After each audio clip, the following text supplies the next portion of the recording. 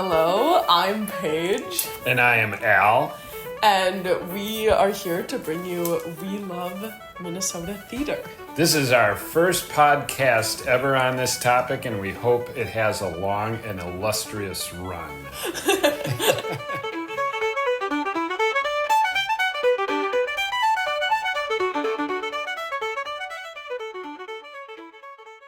So tell me, Paige, what did we see this past weekend? Well, we saw The Book of Will by Lauren Gunderson, and we saw it at Theatre Pro Rata, which was doing this production at the Crane Theater in Minneapolis. And where exactly is the Crane Theater? That is a good question. It was a bit of an adventure getting there. We were running late. And we didn't have tickets yet. So we were planning to get rush tickets at the door. And we go and we see this sign for Theatre Pro Rata pointing to, what was it? Well, it was down a ramp to a loading dock. So it somehow had gotten tilted diagonally. And we got down there and there's like a little keypad or something like that. I don't know. It was... We were going to see site-specific theater. That's right. But we eventually found our way there. It was I actually really liked the space once we found our way there. That's right. It just was kind of in an industrial district. Yes. So just a tip to all those small theaters out there. It's good to have an eclectic place, but do make sure that your audience can actually find it.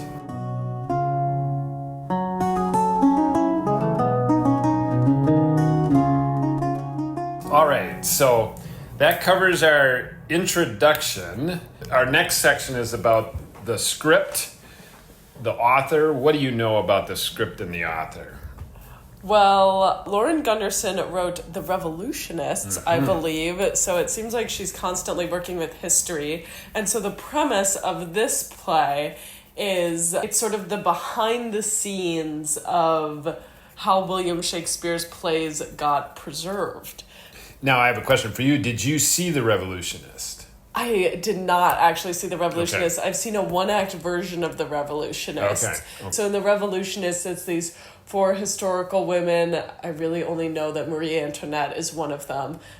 So clearly we don't know her plays very well. But she is kind of she's taking these historical premises and really running with them, going behind the scenes into the personal lives of these historical characters. So in these, she's working with members of the Kingsmen, Shakespeare's Kingsmen, who put on all his plays, and they are trying to preserve his work. They're realizing that since William Shakespeare passed away and since actors who had memorized his big roles, they're also starting to pass away, and they're losing his work because back in the day, actors were only ever given the lines of the character they were playing, both because you had to handwrite them down, and it was very labor intensive to write out the whole play for someone, so you just gave them their cue lines and their lines, and because it made it that much harder in a world where copyright didn't exist for someone to steal your work. Yeah. So it has a really interesting historical premise. Right. And, I thought, how can you get a dramatic tension out of we have to publish a book, right? Yes. It's like the stakes seemed like they can't possibly be that high, but it really was something you just take for granted. You just take for granted that the complete works of Shakespeare just landed in every library and that magically happened. But it wasn't like that at all. Yes, the play starts with a bad rendition of Hamlet, which maybe we thought could have been worse. Yes. And then you have one of the Kingsmen proving to, this company that's doing fake Shakespeare, showing them how it's really done. I thought that was effective. And one thing I did a little reading after the fact, there were these early versions of the scripts, like draft versions before the final one was perfected. And they really weren't good. Like, read the first rendition of the To Be or Not to Be, and it's just like, to be or not to be. What? I don't know. It's, Wait, are these written by Shakespeare? Yeah. They're like, there's rough drafts, and some of them made them into these scripts that were being published. Oh, so some of them they had to fill out with Shakespeare's rough drafts. Correct. So that's also interesting that these plays that we kind of hold up as being the pinnacle of the English language, some of them may have not even fully be complete or what he originally intended, because they were piecing them together from various people's sides and from finding what they could find. Yeah, and there were like 5 different typesetters, and some of them would spell common words differently. Like, historically, they figured out there's like typesetter A, B, C, D, and E, and they're like in order of how good they were at typesetting. And typesetter E was an intern. Really bad spelling and everything, but it survived and got cleaned up later. So, kind of a funny premise. I thought, how can they possibly get a full play out of this? But they really did. Yes, and it really delved into personal lives of these people and sort of their own personal journey. It brought, of course, since it's Lauren Gunderson, it brought more of the women into the story. And I actually thought one of my favorite characters was the daughter of John Hemmings is the barmaid in a lot of the scenes. And she was actually a great character in her own right, and I thought played by a great actress as well. So. Yep. She really kind of drove the story forward, where it was just this bickering between the 3 company members. So one thing you mentioned that caught my attention was, they kind of gave the famous speeches badly, and then one of the actors did it well. And I thought this play was just full of Shakespeare trivia and jokes, but you didn't have to understand all of them in order to get the jokes. They would do a good job of explaining it to you. For example, one of the characters loved the play Pericles, which I've never heard of, I've never seen.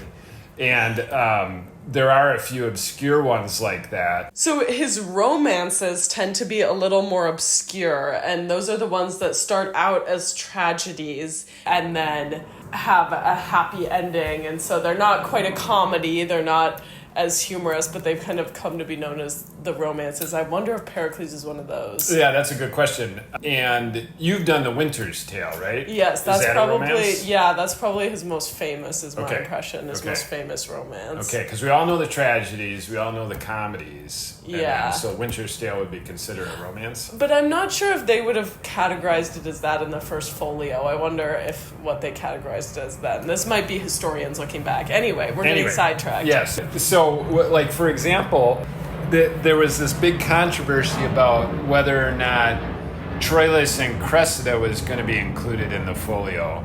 And I've actually seen Troilus and Cressida, and it wasn't very good. But I do remember when I saw it that Agamemnon, because it's one of the Greek plays, and Pericles is one of the Greek plays too. It's like the Greek character, so it's like in the Trojan War times. And he was eating popcorn on the stage. And I thought, well, are they recontextualizing that? Or maybe there was popcorn back then. It's one of Shakespeare's famous stage directions. Yes. Enter Agamemnon eating popcorn. That's right. Okay, so, and then I do have one more joke that they made, or reference. They were talking about the play Titus Andronicus, which I have heard is almost never produced.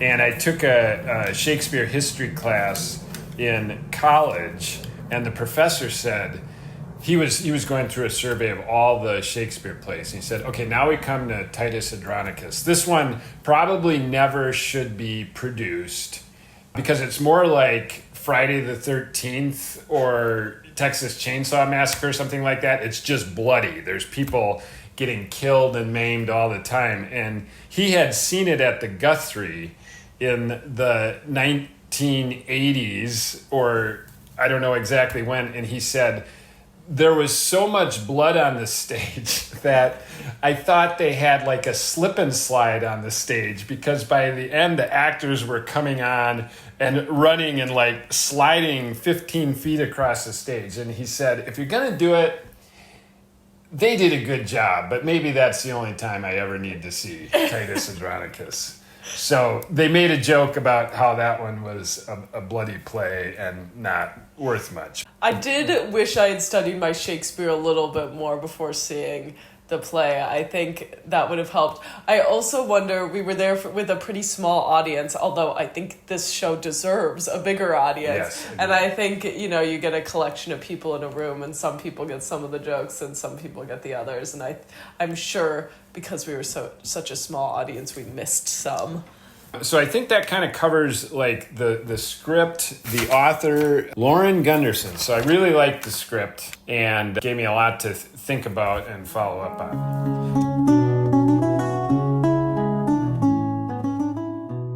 All right, Papa, what did you think of the set, sound, costumes, all the technical elements? Yes, our section 3 is about set, sound, and costumes. Well, the thing that stood out to me was the giant feather in the back.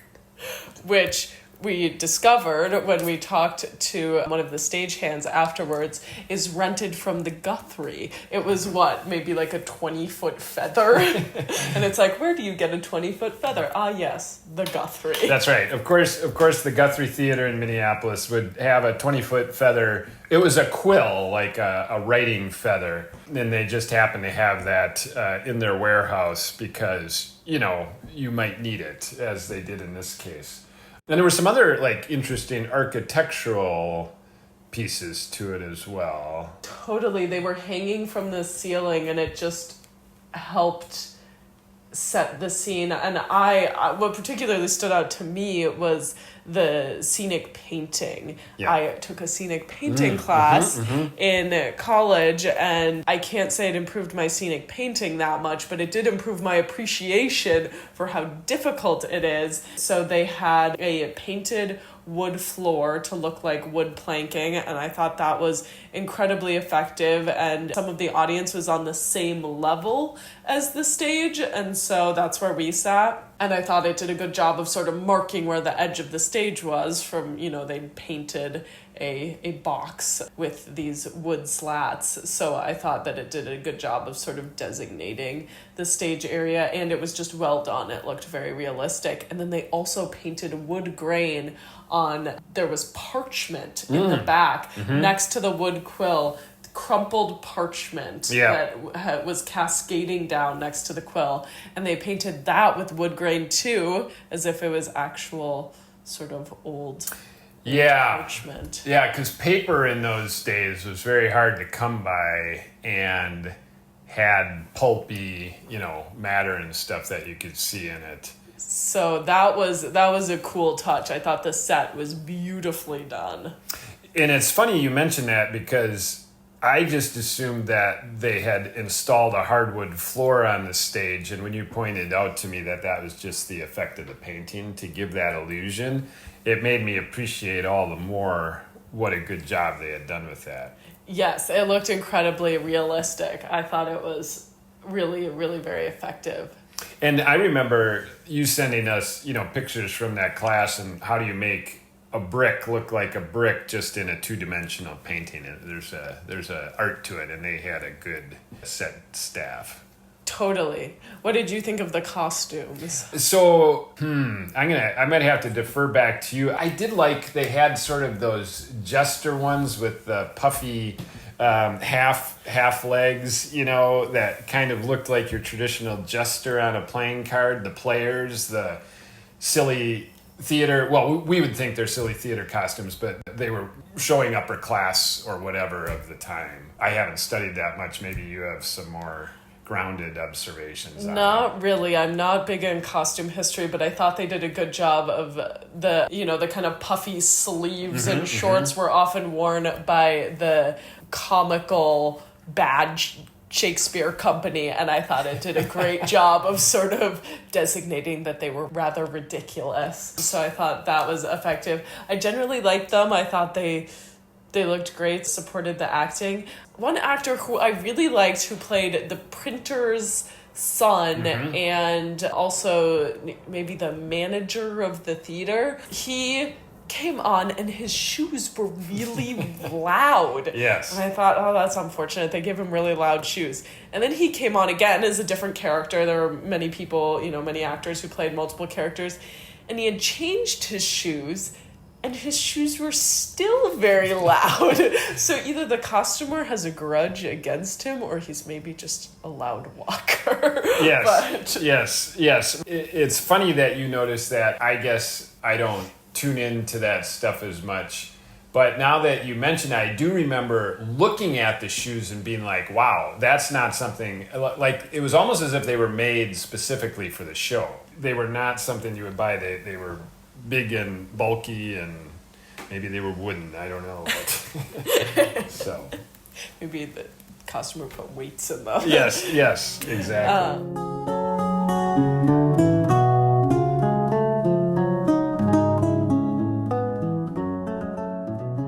We now move on to our section 4, which is called That Guy Reminds Me of This Other Kind of Famous Guy.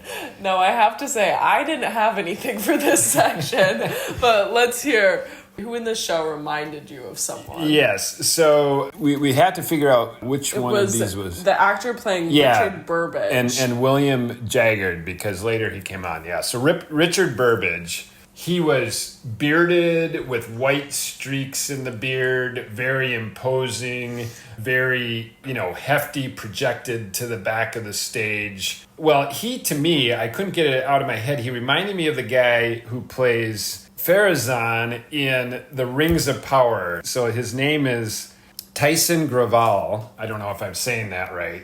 And you would recognize him if you saw The Rings of Power. He's the guy that kind of undermines the Queen of Numenor, big beard, imposing. So that was just kind of one of those cases where like, oh, these guys could be brothers. So that guy kind of reminds me of this other kind of famous guy.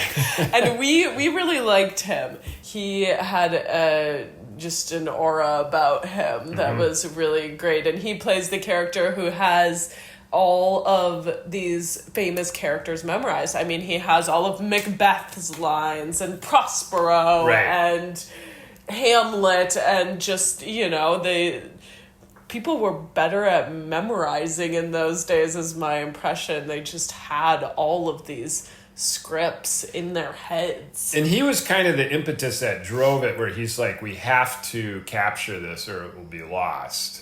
And you were trying to, early on in the play, trying to figure out, are they going to get it from his memory? Are they going to get it from the little scraps of... Because everybody only got their lines. They didn't get the whole script. They got a little packet with just their lines in it. So they just had all these bits and pieces. Yes, and another thing that was really cool, kind of going back to the technical elements that I thought was super effective, is there's a lot of paper in this show as they piece together the various scripts and the first folio, the book, and all of the paper was empty. It didn't have anything on it. And I thought it did a great job because, I mean, first of all, just from a keeping track element, like...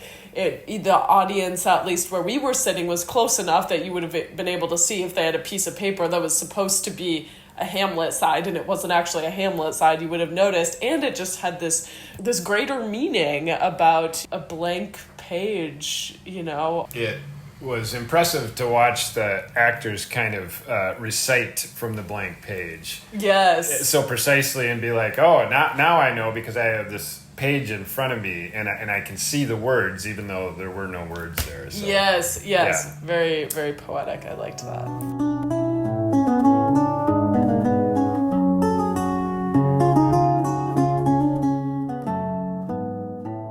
All right. Our next section is our 3 favorites.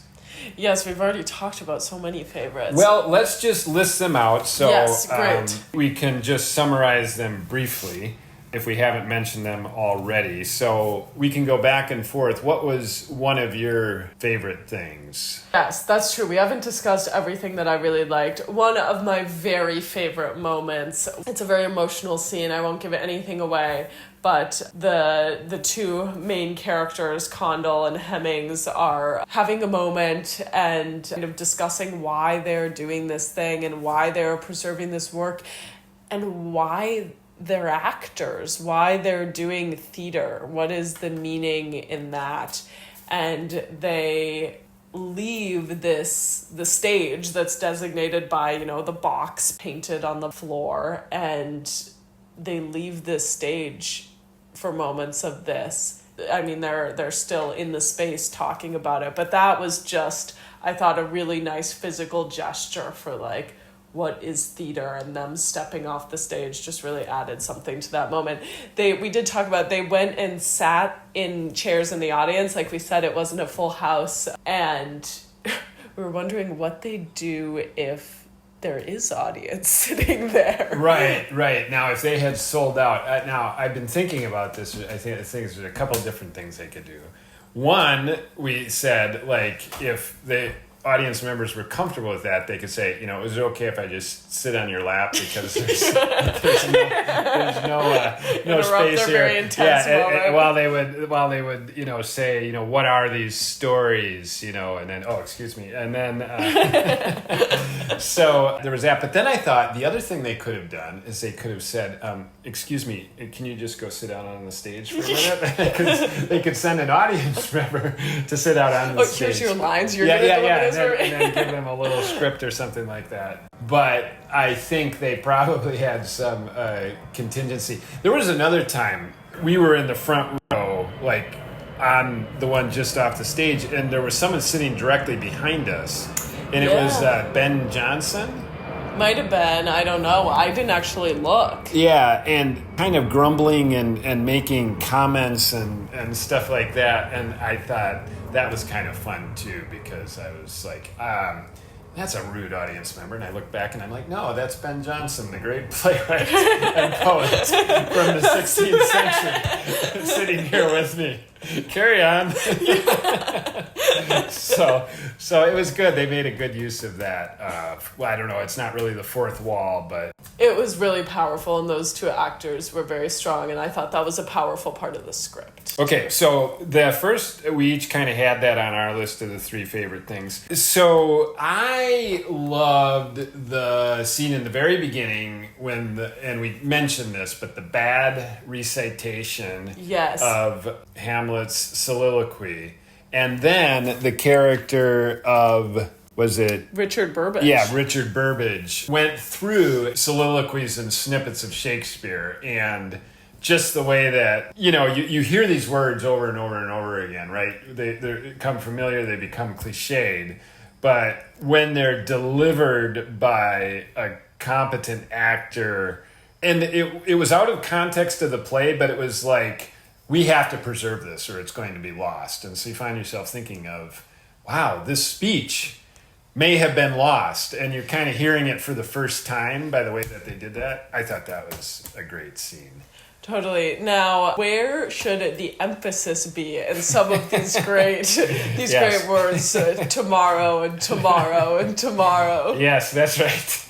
Yeah, because I remember seeing a special on TV where it was Patrick Stewart was talking about how he was playing Macbeth, and he couldn't figure out, like, the tomorrow and tomorrow and tomorrow speech is so cliched, I don't know what to do it. So he asked his friend Ian McKellen, is that how you say it? Ian McKellen, Ian McKellen, yeah. Like, I don't know what to do with this Macbeth thing. And he's like, that's because you are saying it tomorrow and tomorrow and tomorrow. You don't emphasize the word tomorrow, you emphasize the word and, like tomorrow and tomorrow and tomorrow, because that's a story that's about, the terror of everything that's going on, and it's just relentlessly continuing, and another one and another one and another one.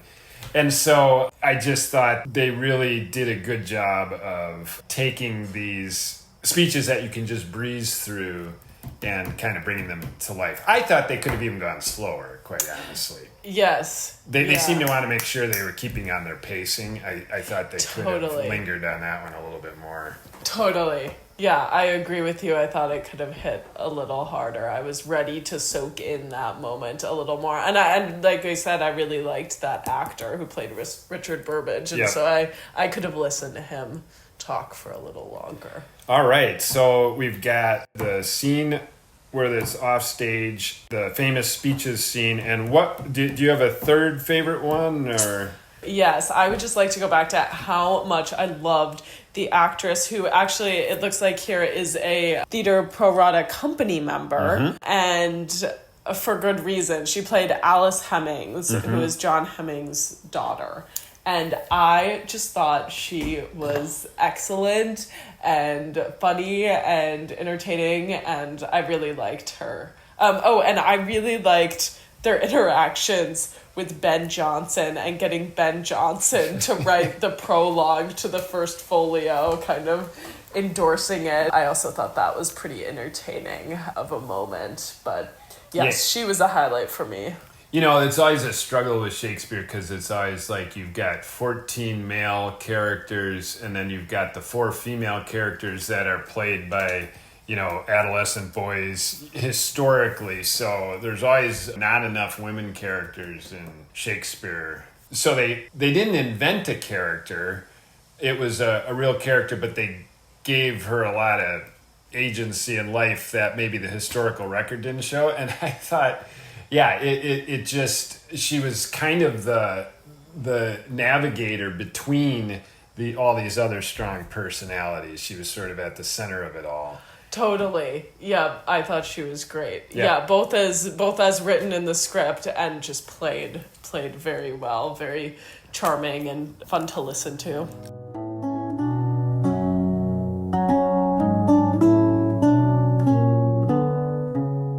So we go to our next section. What's one thing that you would have changed in this particular production?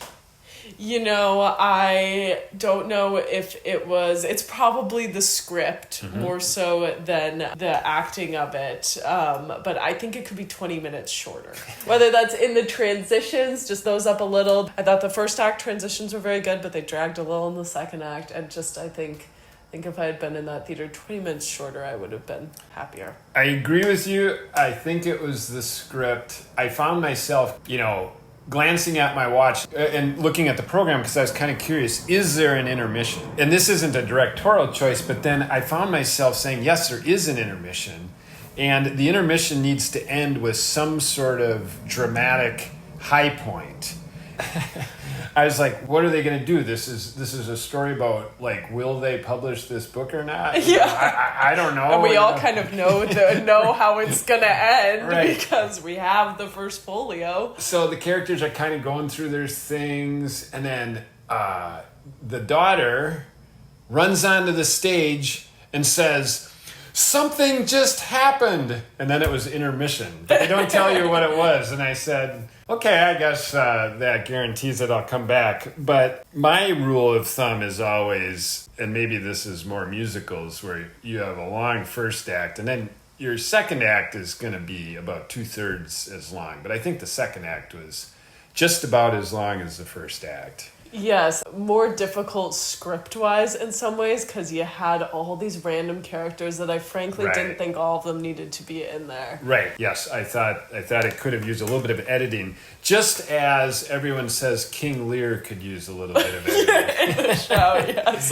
maybe Lauren Gunderson could have snipped a little more there. Exactly. There was an exercise. People I knew in college, they took a theater class, and one of the exercises that the directing class all had to do is they had to cut 40% out of King Lear. And I can attest to that because I saw a 4-hour performance of King Lear. I was in the 5th balcony, in the top seat, in the far right corner, and the ceiling was forcing me to hunch down because I have a really long torso, and so I suffered through it. I did that for the arts. It was an endurance test. So yes, a little editing, and perhaps at this time the audience member is saying, that this podcast could use a little bit of it. But we'll leave that for Alex, our technical assistant. Could have been 34 minutes shorter. That's right.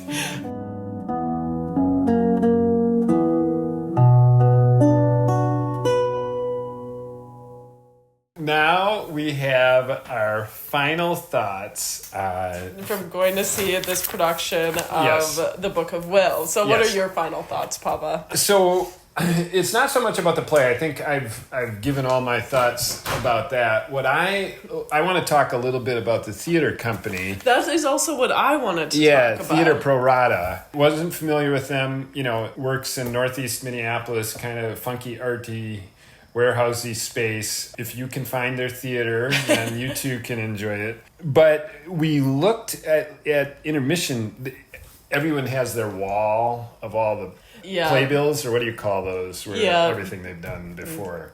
Yeah, just their company, what their advertisement, or their one page thing that shows the show. And I found myself looking up all the titles. I've not heard of that. And then when I did see what it was, being like, wow, that's a really interesting script at a really interesting time. Yeah, they're not doing My Fair Lady. Yeah. They're not doing any sort of mainstream show, which I really appreciate. That also makes me want to see them. If nothing else, I think they choose really interesting scripts. And it sounds like from their pre-show announcement that they have a community weekly play reading event, and they read interesting scripts, and that's how they ultimately pick them for their 2-show season. So they do 2 shows a year. But yeah, I was saying The Bog of Cats, which is an Irish adaptation of Medea. I mean, just really interesting scripts. Yeah, so I would love to see more there. I think you're going to see stuff there that